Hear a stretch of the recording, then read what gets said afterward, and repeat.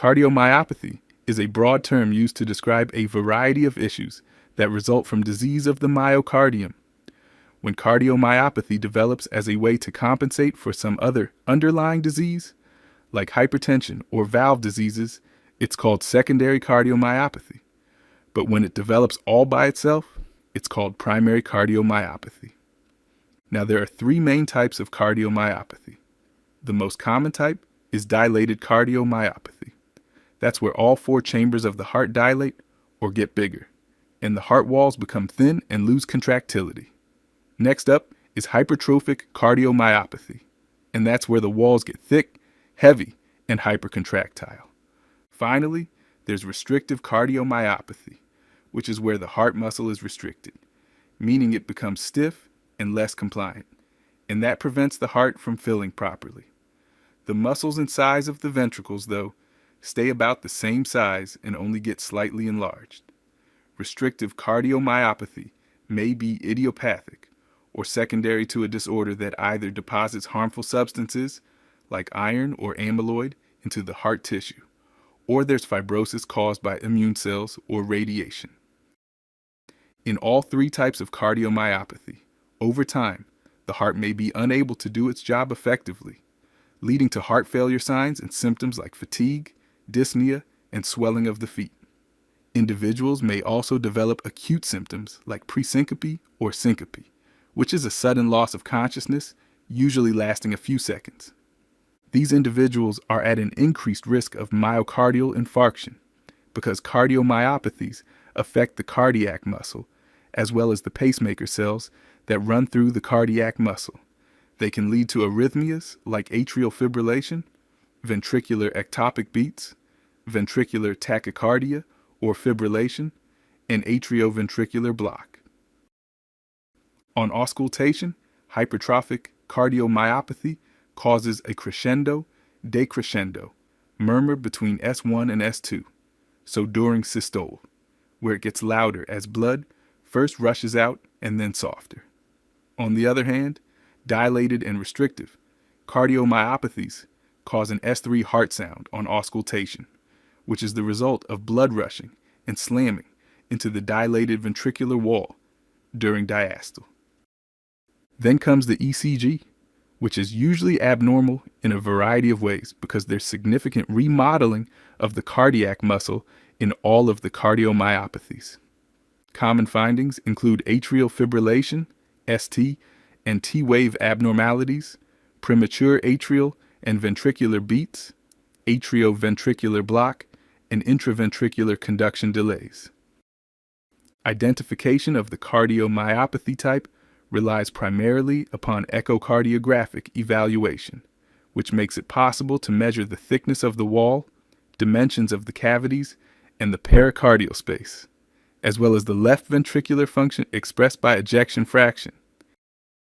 In dilated cardiomyopathy, the echocardiogram generally shows left ventricle dilation with an end diastolic dimension higher than 112% of the predicted value, after correcting for age and body surface area. Additionally, individuals have a normal or decreased wall thickness and ejection fraction below 45%. Hypertrophic cardiomyopathy is characterized by increased ventricular wall thickness, or mass, and the left ventricular volume may be normal or reduced. The normal cardiac wall thickness for women is up to 11 millimeters, and for men is up to 12 millimeters. Between 12 and 15 millimeters, there's a gray area which isn't classified as hypertrophic cardiomyopathy unless a family member is affected as well. But any individual with a cardiac wall thickness over 15 millimeters is diagnosed with hypertrophic cardiomyopathy. Finally, in restrictive cardiomyopathy, the heart-shaped tends to be normal, so it's characterized by non-dilated ventricles with impaired ventricular filling. But generally, there's a normal ejection fraction, so between 55 and 70%. Hypertrophy is typically absent, although infiltrative and storage diseases may cause an increase in left ventricular wall thickness. Sometimes, imaging with an X-ray can be helpful for diagnosing cardiomyopathy. showing an enlarged heart and dilated cardiomyopathy. A normal to enlarged heart in hypertrophic cardiomyopathy, or a normal heart shape in restrictive cardiomyopathy.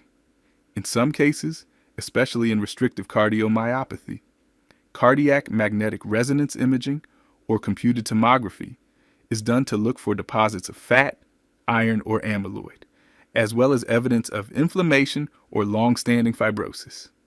This can help identify conditions like amyloidosis, sarcoidosis, and hemochromatosis. Finally, in some individuals with restrictive cardiomyopathy, an endomyocardial biopsy can be done to look for deposits in the myocardium. All three types of cardiomyopathies can run in families.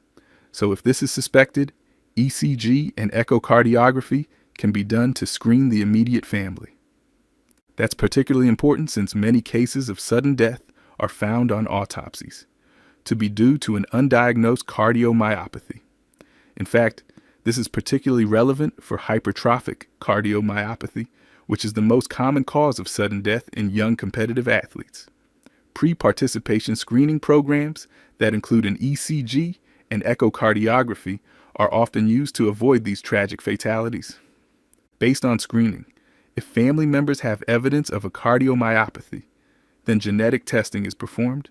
Cardiomyopathies that have a genetic component often have a low penetrance, which means there are many individuals that have genetic markers consistent with cardiomyopathy but never develop the disease. For these reasons, individuals who are offered genetic testing should also receive genetic counseling to fully interpret their results.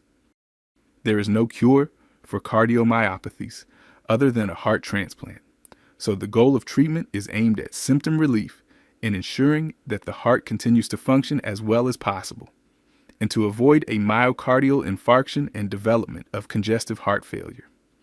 This may include treating the associated disorders such as arrhythmias with medications like beta blockers or calcium channel blockers, or heart failure with medications like beta blockers and ACE inhibitors, as well as diuretics for individuals that develop fluid overload and congestive symptoms.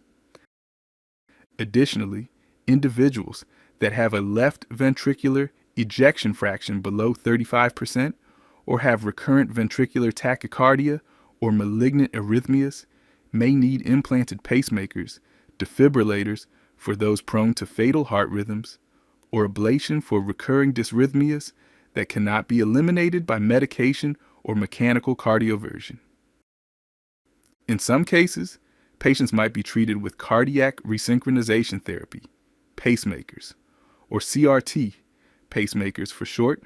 A CRT pacemaker delivers tiny amounts of electrical energy to the heart through tiny wires or leads embedded in the cardiac muscle.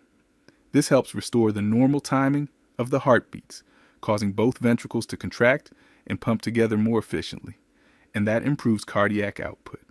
Alternatively, the final option in end-stage situations where other forms of treatment have failed, patients might have a heart transplant or implantation of an artificial heart called left ventricular assist device, or LVAD, which takes blood from the left ventricle and pumps it through the aorta. This could be permanent or temporary for patients waiting for a heart transplant. All right, as a quick recap, there are three main types of cardiomyopathy: dilated, hypertrophic, and restrictive. Diagnosis relies primarily on echocardiographic evaluation, which makes it possible to measure the thickness of the wall, the dimensions of the cavities in the pericardial space, as well as the left ventricular function expressed by the ejection fraction. There is no cure for cardiomyopathies, so treatment is based on treating the associated disorders and might involve medications like beta blockers or calcium channel blockers for arrhythmias, or beta blockers and ACE inhibitors for heart failure, as well as diuretics for those with fluid overload. Some individuals get implanted pacemakers, defibrillators, or ablation. In some cases, patients might be treated with cardiac resynchronization therapy or CRT pacemakers. Finally, some individuals need a heart transplant or implantation of an artificial heart called left ventricular assist device, or LVAD,